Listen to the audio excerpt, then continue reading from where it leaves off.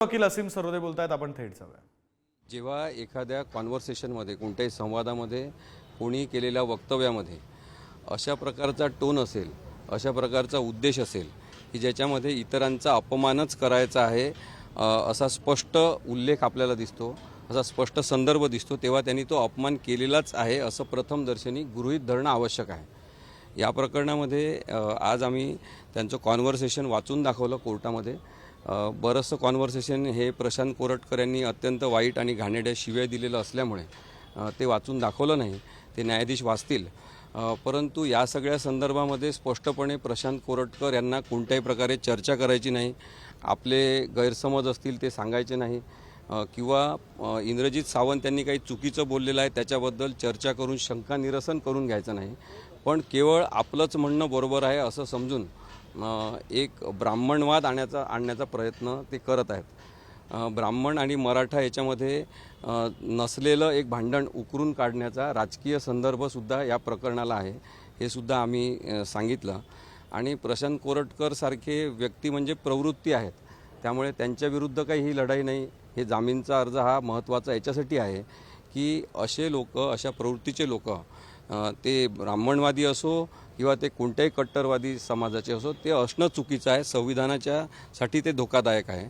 आणि त्यामुळे प्रशांत कोरटकर यांचा कंडक्ट आपण पाहिलं, म्हणजे त्याला आपण म्हणतो वागणूक सगळी पाहिली, तर त्या वागणुकीतून हे दिसते की त्यांना कायद्याचा कोणताही आदर नाही, कायद्याच्या कचाट्यातून पळून जाण्याची त्यांची प्रवृत्ती आहे। त्यांनी मोबाईल जरी सबमिट केला असेल तरी सगळा डेटा फॉर्मॅट केलेला आहे।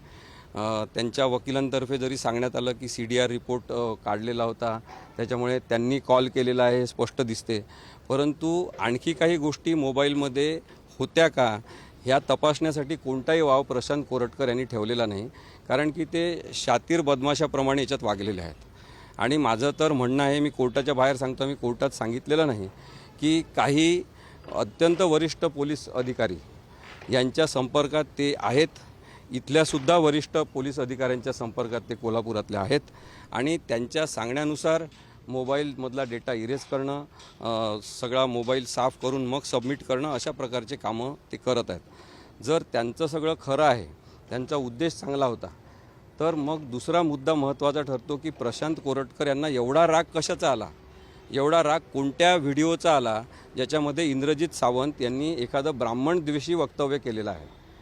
आणि मी हे सुद्धा स्पष्टपणे, आज इंद्रजित सावंत इथे हजर आहेत, ते इतिहासाचे अभ्यासक आहेत, महाराष्ट्राला त्यांचा परिचय आहे, मी कोर्टासमोर त्यांच्या उपस्थितीत ते सांगितलेलं आहे की जर इंद्रजित सावंत यांनी कोणतंही वक्तव्य ब्राह्मण विरोधी, ब्राह्मण द्वेषी अशा प्रकारचं केलं असेल तर इंद्रजित सावंत हे माझे क्लायंट असले तरी त्यांच्यावर गुन्हा दाखल झाला पाहिजे, परंतु त्यांनी असं काही केलेलंच नाही। त्यामुळे ज्या आधारे प्रशांत कोरटकर यांना राग आला, तो व्हिडिओ कोणता होता हे प्रशांत कोरटकर यांना अटक केल्याशिवाय तर कळणार नाही। प्रशांत कोरटकर कायद्याला कोणतेही सहकार्य करत नाही, आणि त्यामुळे त्यांना जामीन मिळायला नको अशा प्रकारचा आज युक्तिवाद आम्ही केलेला आहे, आणि उद्या यावर न्यायालय निर्णय देईल। टेक्नॉलॉजी या ठिकाणी आहे, तशाच वापर या ठिकाणी झाला असावा असं युक्तिवाद तिकडून झालेला आहे। शिवाय आणि दुसरे इंद्रजित सावंत यांना जातीय ते निर्माण करायचा होता, त्यामुळे सोशल मीडियावर त्यांनी स्वतःहून पोस्ट केली असं देखील युक्तिवाद, याकडे कसं बघतात? नाही बघा, सोशल मीडियावर जेव्हा त्यांचं कॉन्व्हर्सेशन रात्री 12 नंतर झालेलं आहे, आता साधारणतः एखादा अनोळखी माणूस दुसऱ्याला, अनोळखी व्यक्तीला रात्री 12 नंतर काही कॉल करत नाही। खूप अर्जंट असेल किंवा रक्त पाहिजे, अशा रेअर गटाचा आहे, ते तुमच्याचकडे आहे, तुम्ही द्या म्हणून रात्री फोन करू शकतो एखाद्या वेळेस, पण एवढ्या रात्री इंद्रजित सावंत यांना फोन करायची काय गरज आहे? आणि मग रात्री फोन करून शिव्या द्यायच्या, ब्राह्मणद्वेषी असल्याचं बोलायचं, मराठा समाजामध्ये, ब्राह्मण समाजामध्ये तेढ निर्माण करायची। छत्रपती शिवाजी महाराज आणि छत्रपती संभाजी महाराज या महाराष्ट्राचे मालक आहेत, बॉस आहेत, आत्ताही वैचारिक वारसा आपण त्यांचा पाळतो, आणि त्यांच्याबद्दल इतकं वाईट वक्तव्य करायचं की त्यांचे बायोलॉजिकल फादर कोण आहे हे शोधा वगैरे असं म्हणायचं, हा थेट अपमान आहे छत्रपती शिवाजी महाराजांचा आणि संभाजी महाराजांचा।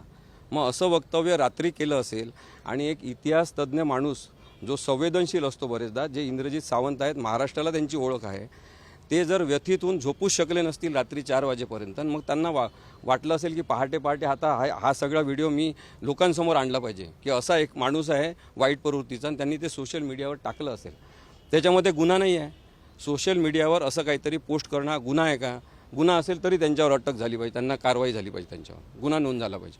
पण तो गुन्हा नाही आहे आणि त्याच्यानंतर दुसऱ्या दिवशी त्यांनी पोलीस स्टेशनमध्ये तक्रार केलेली आहे. पण या सगळ्या युक्तिवादादरम्यान एक गंभीर आरोप तुम्ही न्यायालयासमोर देखील केला, आता देखील करताय की वरिष्ठ पोलीस अधिकारी यांच्या सांगण्यावरून प्रशांत कोरटकरने तो सगळा डाटा एरेज केलेला आहे. काय यामागचे तेव्हा महाराष्ट्रातल्या महत्त्वाच्या IPS अधिकाऱ्यांची त्यांचे